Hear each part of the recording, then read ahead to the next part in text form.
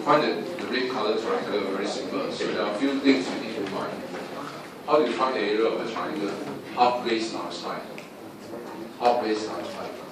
Alright. So as I said before, very simple. So to find this triangle, half base times height, I need 4 numbers. I need this number. I need this number. Alright. Why I need this number? Because it's half base times the height. The height is 8 over 3 minus 2. Alright. So half of this base. So I need number 9, I need number 7. So how to find? Very simple. Now first, 4 numbers is required to calculate this red color triangle. Now if I set M1 to MC, what do I get? If I set M1 to MC, marginal revenue is this. Marginal cost is found from here, right? DC over DQ. So with DC over DQ, you get 2Q plus 3. Okay, so setting them equal, what will that give you? So that will give you the output by MY per MC. So you solve for Q, Q will be equal to 2. Alright, so here Q equal to 2. Okay, so I found this number. Now how do I find number 9? Very simple. If you found that Q equal to 2, you substitute into the demand curve. Put Q equal to into the demand curve here, and so therefore the price is 9. Okay, so I got 2, I got 9. Now I need what? I need 7. How to find 7? Substitute Q equal to into the MR curve or the MC curve, you get 7. Right? So therefore at Q equal to, you put into the MR curve, Q equal to here, MR equals 7. Okay, so I found these 2 numbers. Now the last number I need to find is 8 over 3. Right. So how to find 8 over 3? Now you can see that this output is the output where MC equal what? Demand, right? Okay. So since MC is equal to 2Q plus 3, now the demand function, your demand function, P is equal to 11 minus Q. Right. So MC equal to the demand function. So we have one equation, one unknown, solve for Q. Q is 8 over 3. Okay, so now we have 4 numbers. You can find the triangle half base times height. The area of this triangle, half base, half times 9 minus 7 times the height. Now the height here is 8 over 3 minus 2. Okay, any question?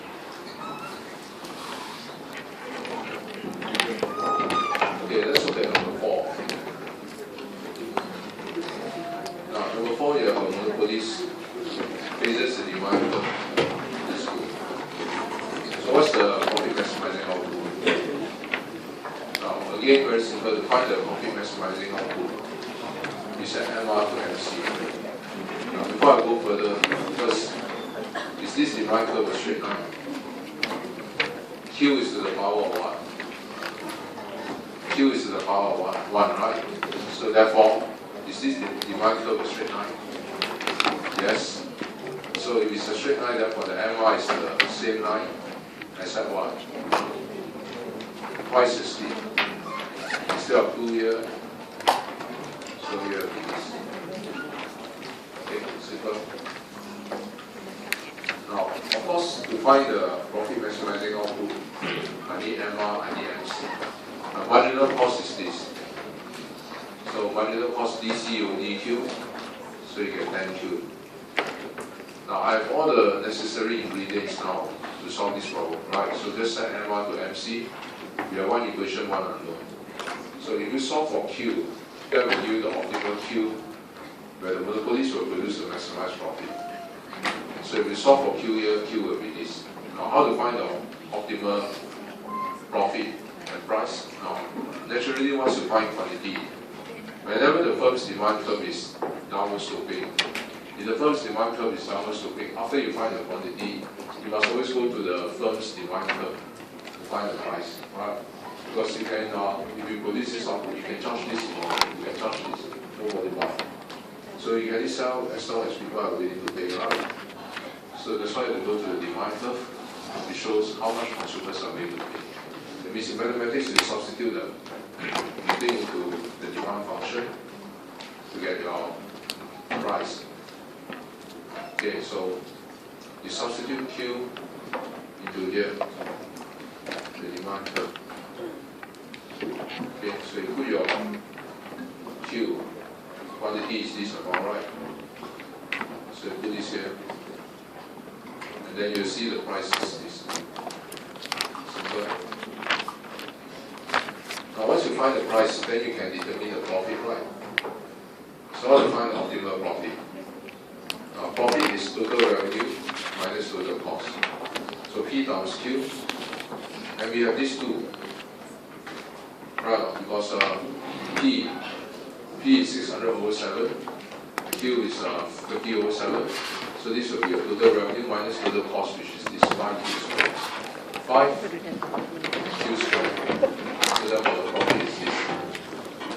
And finally, now suppose the monopolist has to pay a license fee of $150 in order to start the business.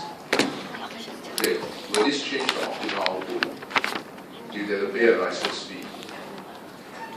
Okay, if you can recall, this is something like a lump sum tax. The so-called license fee is to pay a lump sum tax, right? The monopolist has to pay $150. Now, the monopolist change the output. Why? Because only the fixed cost will go up. The marginal cost will not change.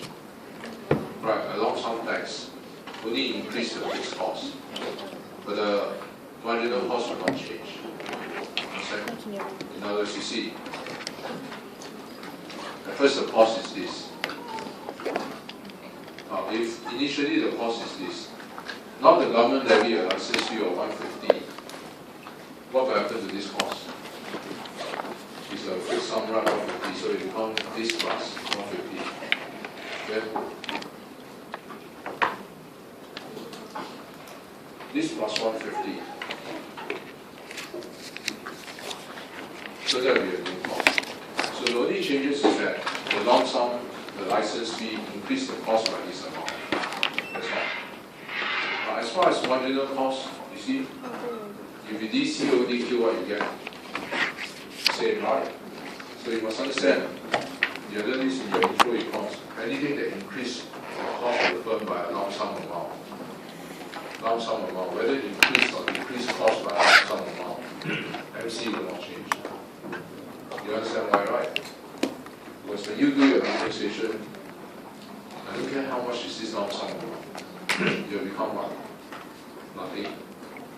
Okay? Whenever you increase the cost of the firm by a lump sum amount, or you reduce it by a lump sum amount, you will not affect the MC. It will affect the cost as well. And of course, MC no change. The demand function never change. MR therefore never change. Right? If the demand never change, MR never change, right? And MC never change. Will the monopolist change its output? No.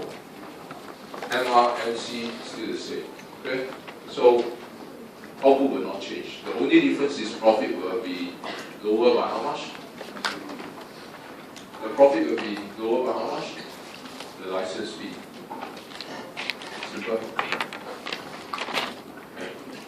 Okay, any question on this?